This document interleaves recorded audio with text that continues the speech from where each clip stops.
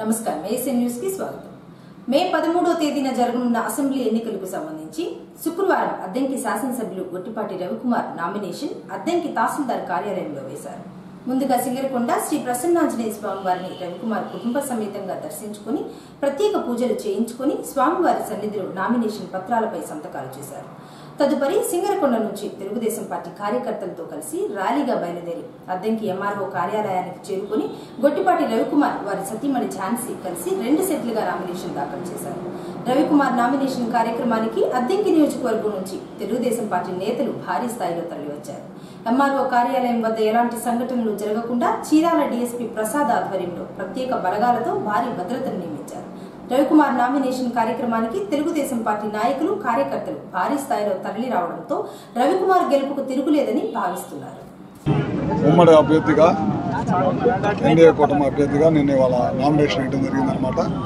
ముఖ్యంగా మీ అందరికీ తెలియదు కాదు, గత 4 సార్ల నుంచి ఎమ్మెల్యేగా పోటీ చేసి గెలిచాను। ఇది 5వ సారి నామినేషన్ వేస్తూ ఉంటాను। నా ప్రజలు అద్దంకి నియోజక ప్రజలు నమ్మకాన్ని ఏమాత్రం కూడా ఉమ్మదియకుండా ఖచ్చితంగా నిలబెట్టుకుంటాను। అదేవిధంగా నాతో పాటు ఇవాళ నామినేషన్లో వేలాదిగా వచ్చేసిన నియోజక ప్రజలందరూ కూడా పేరు పేరున నా ధన్యవాదాలు తెలియజేసుకుంటూ మా నాయకుడు చంద్రబాబు నాయుడు గారు, అదేవిధంగా పవన్ కళ్యాణ్ గారు, బీజేపీ నాయకులు మోడీ గారు నాయకత్వంలో ఖచ్చితంగా రాబోయే రోజుల్లో ఆంధ్ర రాష్ట్రంలో చంద్రబాబు గారి నాయకత్వంలో ఖచ్చితంగా 175, 160 సీట్లు కొడుతుంది। అట్లానే కేంద్రంలో కూడా ఎన్డీఏ పరిపాలన 400 సీట్లతో అక్కడ కూడా మోడీ గారు గెలుస్తున్నారు। రాబోయే రోజుల్లో ఈ దుష్ట పరిపాలన అంతమించి మంచి పరిపాలన వచ్చిందని చెప్పి ఆశిస్తూ సెలవు తీసుకుంటాం।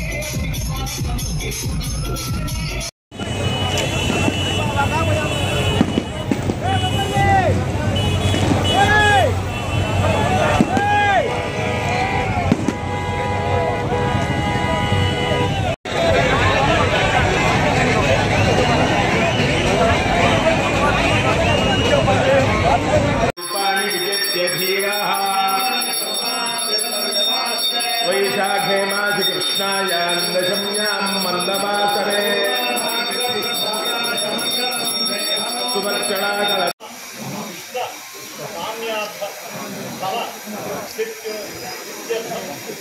శీఘ్రమేవ శాసనసభ అధికార సిద్ధ్యర్థం అఖండ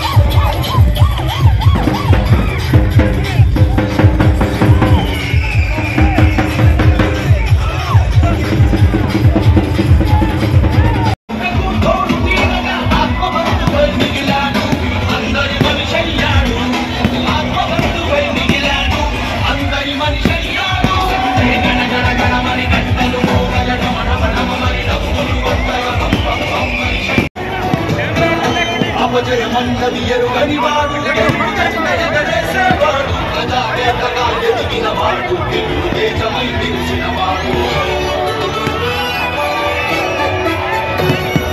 తెలుగుదేశముల అనిమిత్తంగా ప్రగతి వెలుగులను పంచిన వాడు కొట్టి వారికి జై మన రవి కుమారుడు కొట్టి వారికి జై మన రవి కుమార్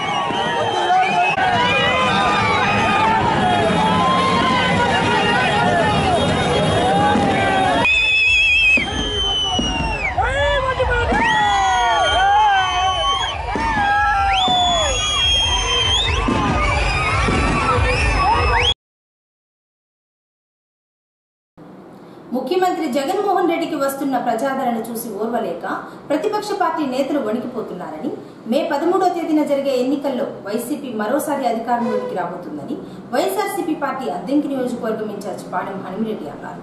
సంతమాగులూరు మండలం పరిటాలవారిపాలెంలో గురువారం ఎన్నికల ప్రచారంలో వైసీపీ ఎమ్మెల్యే అభ్యర్థి హనుమిరెడ్డి హాజరయ్యారు.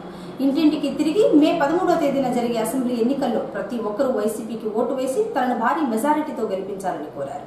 అనంతరం ఆయన మాట్లాడుతూ ప్యాకేజీల కోసం పార్టీలు మారే నాయకులను ఎవరు నమ్మవద్దని, వైఎస్ఆర్సీపీ పార్టీకి కార్యకర్తలే బలమని, ప్యాకేజీల కోసం పార్టీలు మారే నాయకులు కాదన్నారు. జగన్మోహన్ రెడ్డి పాలనలో సంక్షేమ పథకాలు కులమతాలకు అతీతంగా ఇంటింటికి వాలంటీర్ల ద్వారా అందించారని, తిరిగి మరలా అదే పాలన రావాలంటే ప్రతి ఒక్కరూ ఫ్యాన్ గుర్తుపై ఓటు వేసి తనను భారీ మెజారిటీతో గెలిపించి అసెంబ్లీకి పంపించాలని హనుమిరెడ్డి ఓటర్లను కోరారు. ప్రోగ్రాం జరుగుతూ ఉంటే మెజార్టీ గురించి చాలా గొప్ప ఎక్స్పెక్టేషన్స్ జరుగుతున్నాయి. కానీ మీరందరూ గుర్తుపెట్టుకోండి, రాబోయే కాలంలో మే 13వ తేదీన ఎలక్షన్ జరుగుతూ ఉన్నాయి. ఆ ఎలక్షన్స్లో నేను అసెంబ్లీ అభ్యర్థిగా, నందిగం సురేష్ గారు పార్లమెంట్ అభ్యర్థిగా నిలబడతా ఉన్నాము. మా ఇద్దరికి కూడా ఫ్యాన్ గుర్తుపై ఓటేసి గెలిపించాలని చెప్పి కోరుకుంటూ ఉన్నాను.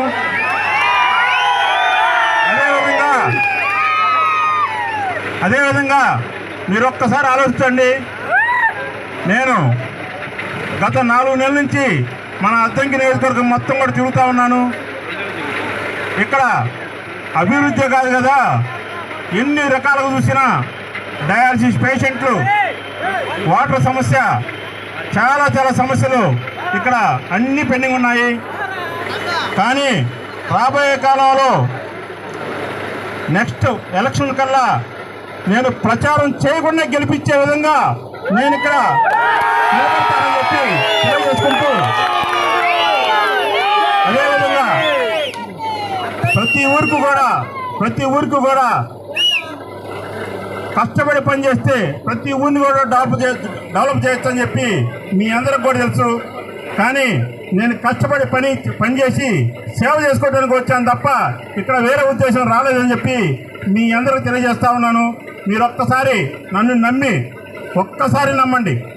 ఒక్కసారి నన్ను నమ్మి నాకు ఓటేసినట్లయితే మీ రుణం ఖచ్చితంగా ఏ విధంగా తీసుకుంటానో మీరే రాబోయే కాలంలో చూస్తారని చెప్పి కులాలు కానీ మతాలు కానీ ఎక్కడా కూడా నేను చూపించాలని చెప్పి మీ అందరూ తెలియజేస్తా ఉన్నాను. ఉన్నది రెండే రెండు, వైసీపీ, టీడీపీ. టీడీపీకి ఓటు వేసిన వాళ్ళు వాళ్ళ ఇష్టం, ఎవరికైనా వేసుకోవచ్చు. కానీ వైసీపీకి ఓటు వేసి నా గెలుపుకి సహకారం అందించిన ప్రతి ఒక్కరు కూడా నా గుండెలో పెట్టుకొని చూసుకుంటానని చెప్పి మీరందరూ తెలియజేసుకుంటా ఉన్నాను.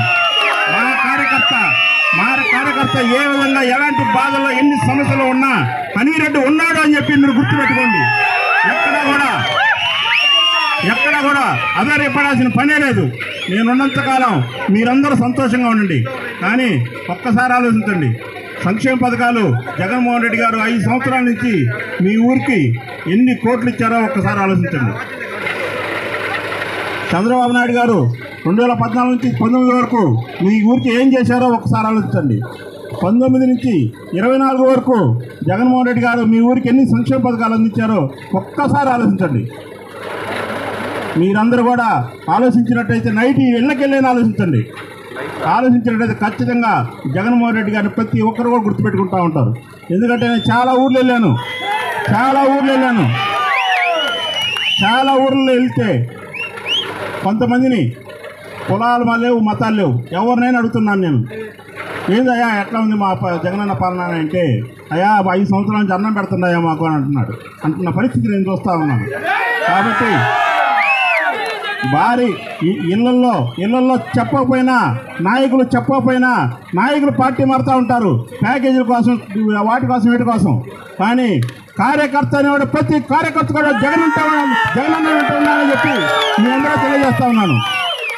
ఒక్కసారి చూడండి మీరు, నేను కూడా ఏ విధంగా చేస్తానో చూడండి.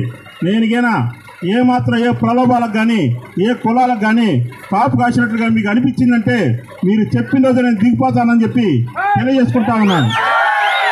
ఒక్కసారి నాకు ఒక్క అవకాశం ఇవ్వండి, దయచేసి ఒక్క అవకాశం ఇవ్వండి. గతంలో ఉన్న ఎమ్మెల్యే 4 సార్లు ఎమ్మెల్యే, మీరు అతన్ని 20 సంవత్సరాలు చూస్తూ ఉన్నారు. ఇంకా చెప్పాలంటే సంతమాగులూరికి 4 సార్లు ఎమ్మెల్యే. ఎందుకంటే మాటూరు ఉన్నప్పుడు కూడా ఇక్కడ ఎమ్మెల్యే కాబట్టి 20 సంవత్సరాలు చూస్తూ ఉన్నారు. అతను మీకు ఏం చేశాడో, నేనేం చేయబోతున్నానో ఒక్కసారి మీరు చూసినట్లయితే మీకు ఖచ్చితంగా నేను మంచి చేస్తానని చెప్పి తెలియజేస్తా ఉన్నాను. ఆనాడు చంద్రబాబు నాయుడు గారు ఆనాడు అవ్వాతాతల్ని పంచాయతీ ఆఫీసులో కూర్చోబెట్టి ఆ సెక్రటరీ వచ్చే వరకు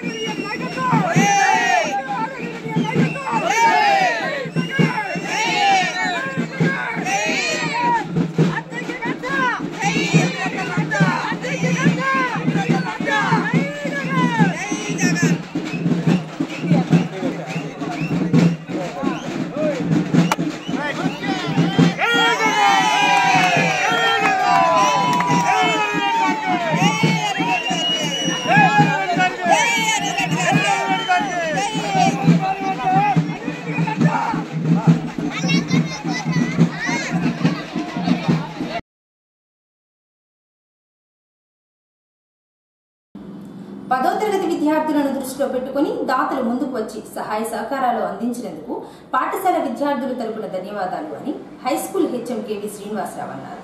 అద్దంకి మండలం చక్రాయపాలెం జిల్లా పరిషత్ హైస్కూల్కు పలువురు దాతలు ముందుకు వచ్చి స్కూల్కు అవసరమైన ఫర్నిచర్ బహుకరించినందుకు గాను శుక్రవారం హైస్కూల్ ఆవరణలో దాతలకు సన్మాన కార్యక్రమాన్ని ఏర్పాటు చేయగా ముఖ్య అతిథిగా వడ్డవల్లి వీరనారాయణ హాజరయ్యారు. ముందుగా దాతలను శాలువా కప్పి సత్కరించారు. ఈ సందర్భంగా వారు మాట్లాడుతూ ప్రభుత్వ పాఠశాలలో పేద విద్యార్థులు ఉంటారని, వారిని ఉపాధ్యాయులు కాస్త ప్రోత్సహిస్తే చక్కగా చదువుకుని ఉన్నత స్థాయిలో ఉంటారని, పాఠశాలకు దాతల సహాయ సహకారాలు ఎప్పుడూ ఉంటాయని, ప్రతి ప్రధానోపాధ్యాయుడు దాతల ద్వారా ప్రభుత్వ పాఠశాలను అభివృద్ధి చేయించుకోవాలని, పాఠశాల అభివృద్ధికి ఎప్పుడూ వారి సహకారం ఉంటుందని వీరనారాయణ తెలియజేశారు. 2.5 సంవత్సరం బాబు తీసుకొని హైదరాబాదు వెళ్ళడం జరిగింది. అంటే మా ఇంట్లో మా ఫాదర్కి నాకు కొద్దిగా మనశ్శాంతి వచ్చి ఇంకోటి నాకు కుదరదు అని చెప్పేసి ఆ పిల్లలను తీసుకొని హైదరాబాదు 77 నవంబర్లో వెళ్ళడం జరిగింది. సరే అక్కడికి వెళ్ళిన తర్వాత వెళ్ళాము. మామూలుగా ఎవరైనా ఉద్యోగం అంటే వెళ్తారు, ఉద్యోగానికి వెళ్ళి అట్లా ఏదో చేసుకుంటూ ఉంటారు. కానీ నాకు ఉద్యోగం సత్యం లేదు, వెళ్ళాము ఏదో విధంగా బతకాలి అని చెప్పేసి వెళ్ళి ఏదో కష్టాలు పడి చేసుకుంటున్న టైంలో అక్కడ లైలా పబ్లిక్ స్కూల్ అని ఉంది.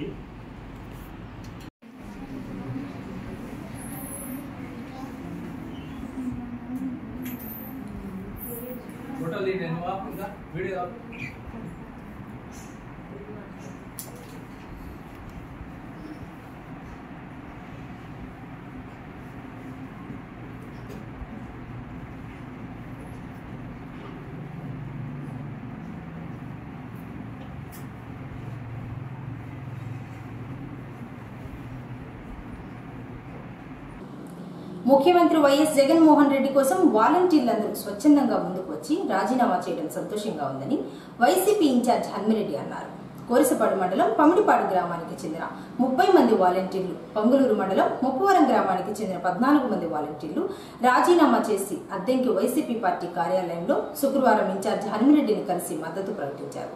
తన గెలుపు కోసం అందరూ కృషి చేయాలని హన్మిరెడ్డి తెలియజేశారు.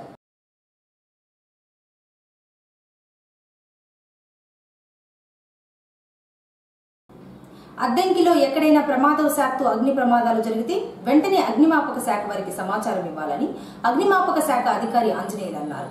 అద్దంకి ప్రభుత్వ వైద్యశాలలో అగ్నిమాపక వారోత్సవాలలో భాగంగా అగ్ని ప్రమాదాలపై అవగాహన సదస్సు నిర్వహించారు. ప్రమాదవశాత్తు వైద్యశాలలో అగ్ని ప్రమాదాలు జరిగితే మంటలు ఏ విధంగా అదుపు చేయాలో డెమో ద్వారా చేసి చూపించి సిబ్బందికి వివరించి చెప్పారు.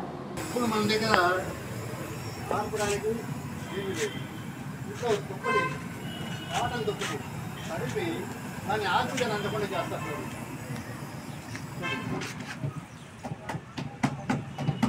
అందనేది సరిపోయిందంటే దానికి ప్రాణవాయువు అందకుండా చేస్తాం కాబట్టి మంట అనేది ఇప్పుడైతే ఆక్సిజన్ అందకుండా ఏ ఫైర్ అయినా సరే ఆక్సిజన్ అందకుండా చేస్తే మంట అనేది పోతుంది.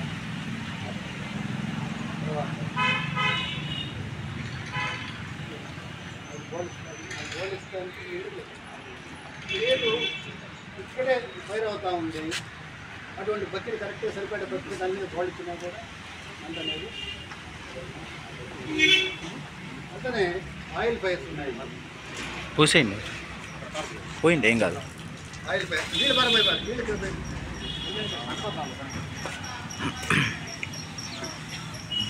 ఆ విధంగా పెట్టేస్తాము. ఏసీ న్యూస్ ఇంతటితో సమాప్తం. నమస్కారం.